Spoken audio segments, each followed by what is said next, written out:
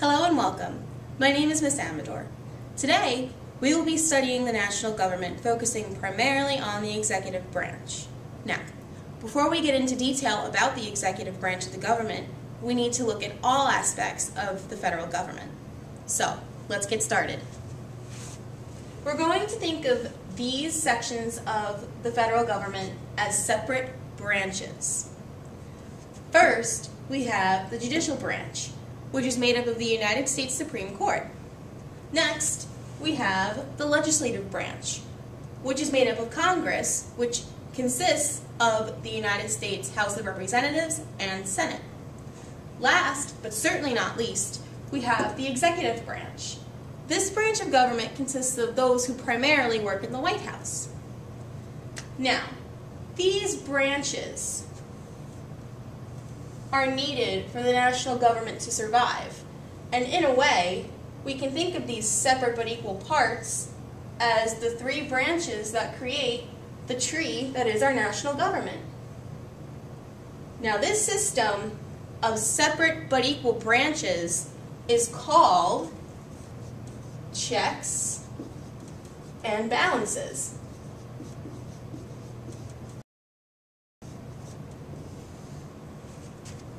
Now, let's take some time to think why the United States has a system of checks and balances. After the Revolutionary War and the failure of the United States' first form of government, the Articles of Confederation, the framers of the Constitution envisioned a type of government that could protect the American people from tyranny and abuse like the colonists suffered under King George III's monarch in England. In other words, the Founding Fathers and the majority of colonists known as patriots during the time of the Revolutionary War didn't like the system of government in England. A monarchy is a political system where a country's power is vested or given to one person. In this case, all of the power in England was vested in King George III. Now, why did the colonists not like a monarchy? Well, since all of the power is in one single person, there's a greater chance that the power will be abused and people will be taken advantage of. A good example of how the colonists were taken advantage of was the idea of taxation without representation. The colonists were given these ridiculous taxes, such as the Tea Act and the Stamp Act, but weren't being represented in the English Parliament. So they were being taxed and their money was being taken, but their voices weren't being heard in the government. Although the idea of having a political system with checks and balances was new in the United States, the framers of our nation's Constitution actually got the idea from Greek and Roman political systems.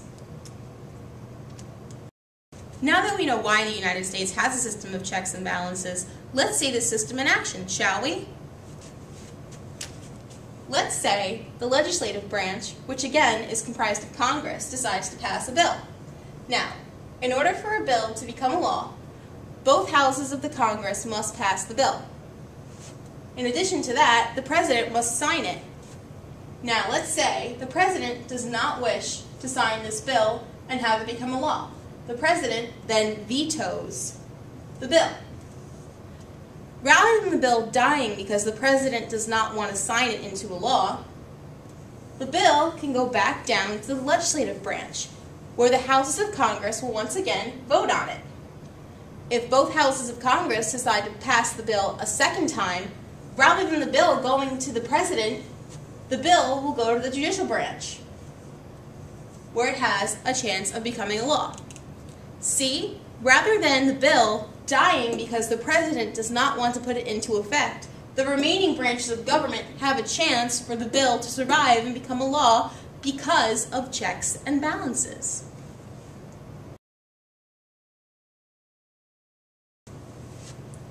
Now that we've covered the system of checks and balances, let's dive right into the executive branch.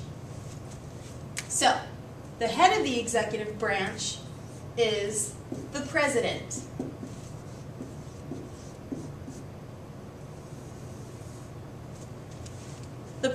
of the United States is elected every 4 years and has to meet the following requirements in order to take office. A person running for president must be at least 35 years of age when taking office. He or she must be a natural-born citizen, meaning they were born on U.S. soil, and he or she has to have been a permanent resident of the United States for the past 14 years. In addition to the requirements that I've just listed, the 22nd Amendment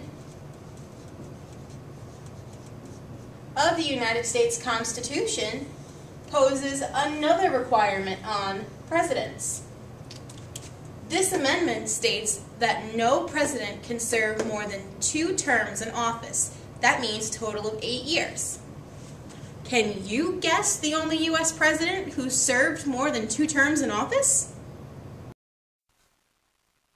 The only United States president to serve more than 2 terms in office was the 32nd President Franklin Delano Roosevelt. He was in office from March 1933 until his death in April 1945. That's a total of 12 years. In addition to having such strict regulations in order for a person to become president, the president has a lot of responsibilities and wears a lot of different hats. Let's look at them, shall we? As Commander-in-Chief, the President is the head of the armed forces. As head of state, the President is the ceremonious symbol of the United States. Being Director of Foreign Policy, the President signs treaties with foreign nations.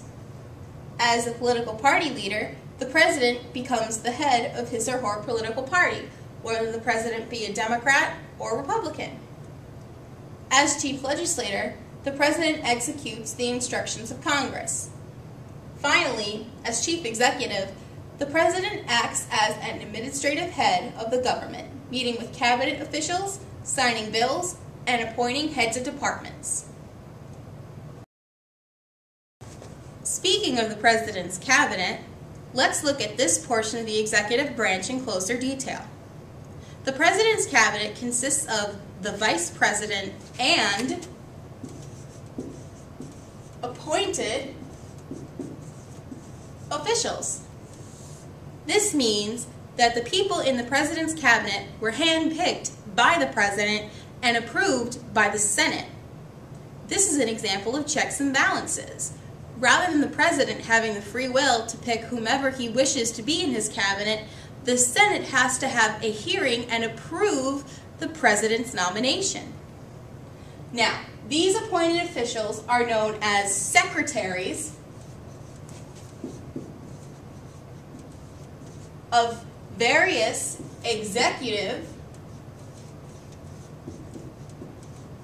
departments. There are a total of 15 departments in President Obama's cabinet. Can you name any secretaries? Here are 3 people who were cabinet members in President Obama's first term as president. Hillary Rodham Clinton, Secretary of State. Janet Napolitano, Secretary of Homeland Security. Arne Duncan, Secretary of Education. Now you have an introductory understanding of the system of checks and balances within our nation's government and the executive branch. I'm Ms. Amador. Thank you for watching.